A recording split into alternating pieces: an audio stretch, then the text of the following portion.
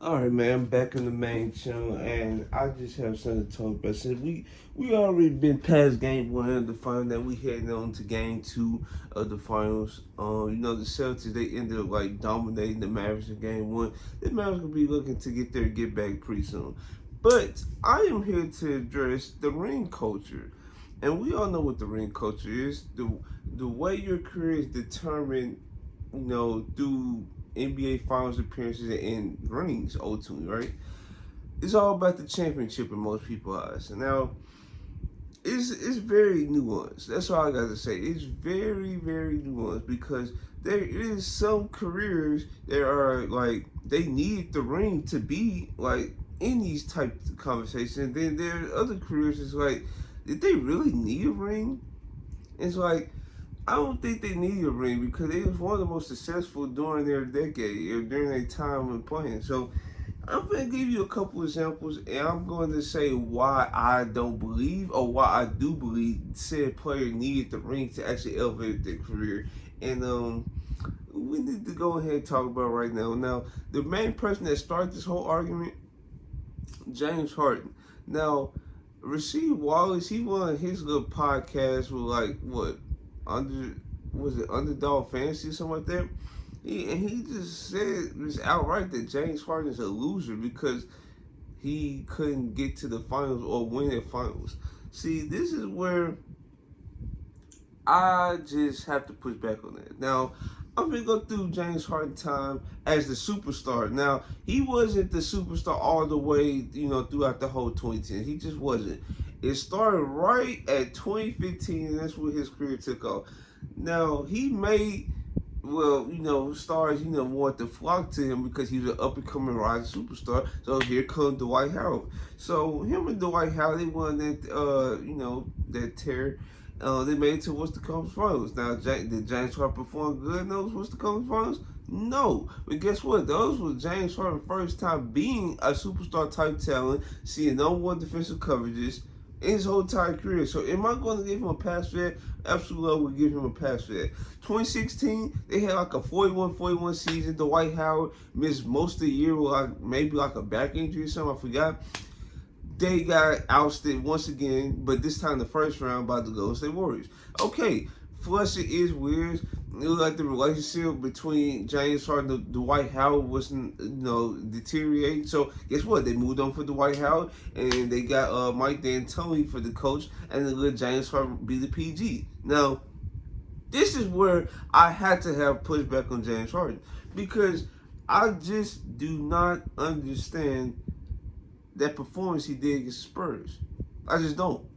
There's no way you're a superstar type talent. They put the franchise in your hands now. You have an MVP like season, could have won the MVP, and Russell Westbrook didn't go on historic run himself.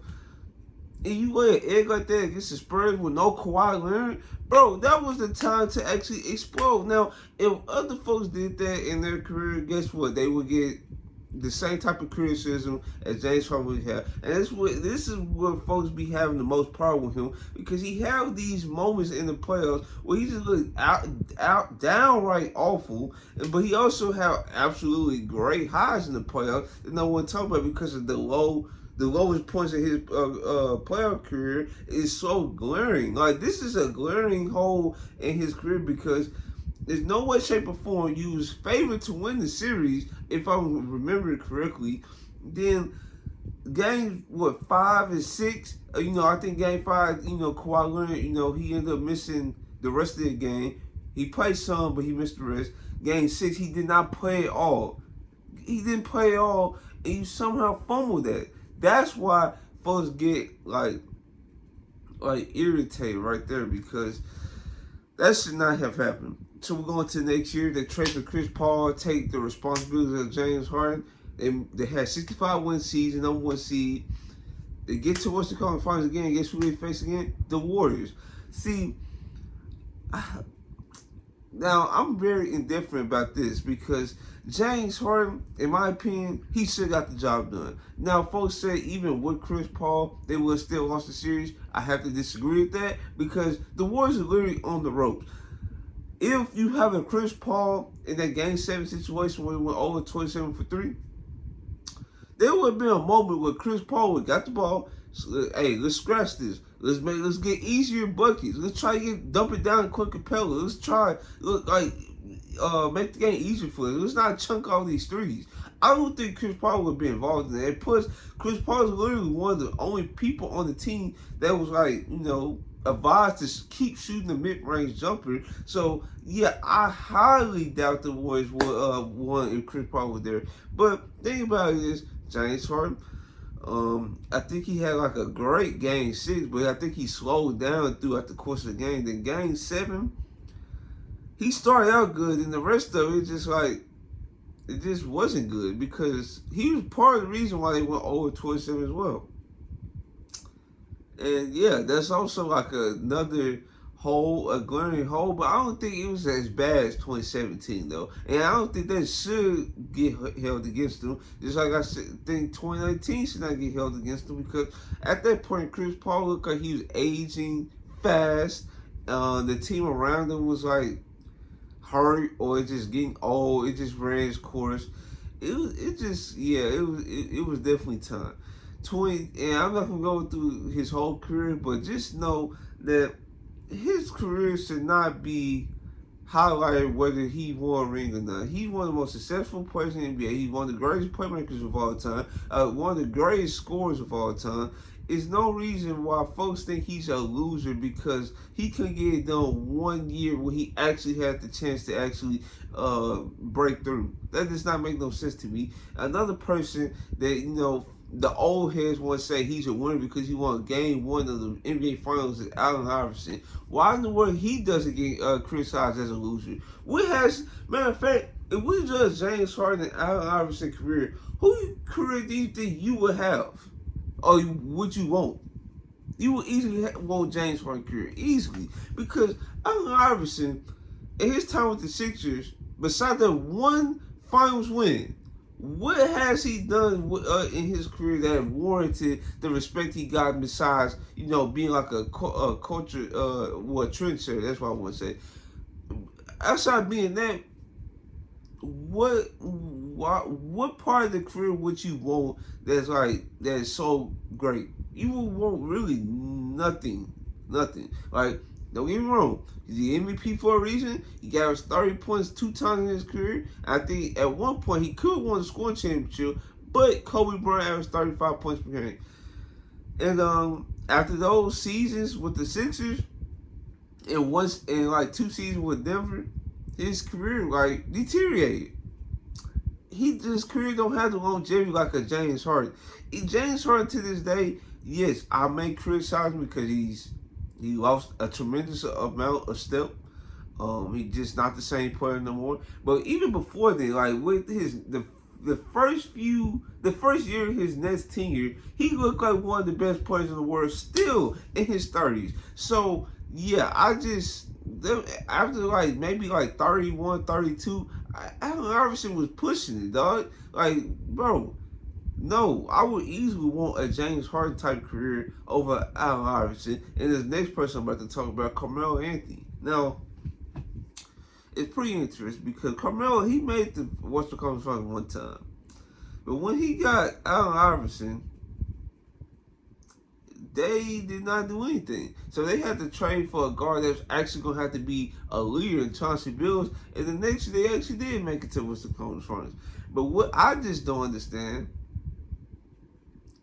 is why Carmelo Anthony only had 1 Conference Finals appearance. Why? And folks call him a winner because he can get to his spots. He's a bully down low.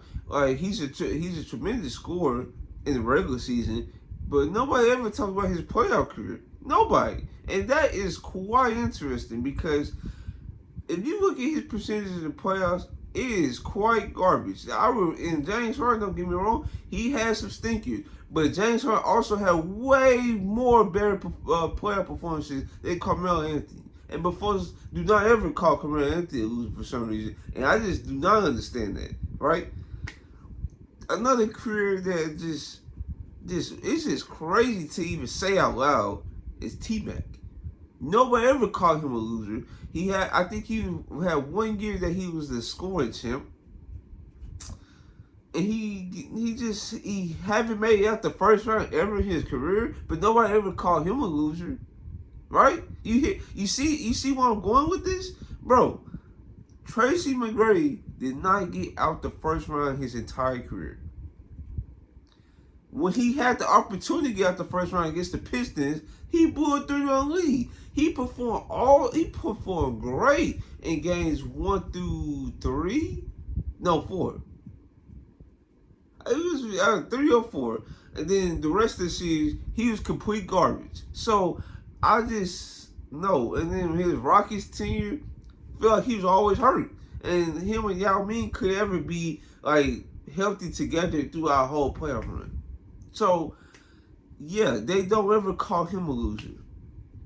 And what irritates me the most is this duo I'm about to name, and they don't call them a loser. And that is Karl Malone and John Stockton. Now, I find this quite interesting. Karl Malone and John Stockton, throughout their whole career, was one of the most dominant duos in the league, right? Hands down, one of the most dominant duos in the league. You have an MVP in Karl Malone, who won twice, and you have one of the greatest playmakers of all time, allegedly, in John Stockton, right? Why in 19 years, they have 0 championships? Mind you, throughout this whole time, the team around them was always good. When they first started out together in Karl Malone, John Stockton era, they had Mark Eaton and they had a bunch of like 3-point snipers. I think they even had Adrian Dantley. Mind you, Adrian Dantley was one of the greatest scorers of all time. And I think he took I think he was on that roster. If I'm correct, I could be wrong with that. But if he's on that roster, I think he was averaging around like 20 to 25 during that time. So they had like a 20-point per game score in their roster, couldn't get it done. They had one of the greatest shot blockers on the team, couldn't get it done. So, okay, later on in their career, they had like a Jeff Hornacek. They had, they had a bunch of surrounding pieces around them, right? I can't think of the forward name. I don't know why I can't think of the small forward name. But the team around them was always good. And what tipped it off, they had one of the greatest coaches of all time since their first few years together. And they still can get the job done. The pieces around them fit like a glove because guess what? They was getting through the regular season and they was able to win playoff games. But guess what? You need your superstars to actually step up to actually get you over the hump. And John Stockton and Karl Malone was not doing that for the Jazz at all. But guess what? They don't get called losers. Mind you, if you want to hold James Harden to the standard that his career is a failure or you think he a loser because he didn't win a championship, why in the world John Stockton and Karl Malone do not get held to the same standard when they was together for 20 years and did not win a single championship? That's not a single one. But I digress. It's just this old head bias is just ridiculous. They favor who they want to favor. If it's like between the 1980s and the 2000s, you're not gonna get favored as highly by the old heads, right? It's just the way it is. And I just find it unfortunate that the current gen players of today's game, they're going to get held to just wild expectations when the players of yesteryear did not get held to these expectations whatsoever. So that's all I really want to say. In my opinion, to conclude this video, I feel like rings and awards like all NBA all defensive team, defensive player of the year, MVP, all that stuff. I feel like they should go into play and determine what you think or how they rank on all-time rankings. I do, but winning a championship should not be the end-all be-all. You have to evaluate their career. Just what has they done? Did they have MVP-like seasons? Like there's moments in time where Kobe Bryant was top 3 in MVP discussions, but he actually didn't win the MVP. You have to go really into detail whether this player is all-time great or not. You can't just go based off rings, because if you go based off rings, Bill Russell greatest of all time. There's Robert Ory, who looked up and got 7 rings. And folks even view Scottie Pippen as a superstar-like talent, even though if you put him on a team by himself which he was on, by the way. I already talked about my one video with Scottie Pippen. It's not gonna go well. It's not gonna go well at all. So yeah, that's really all I got for today's video. Hope you guys like, comment, subscribe. This is your boy Terrell, and I'm out.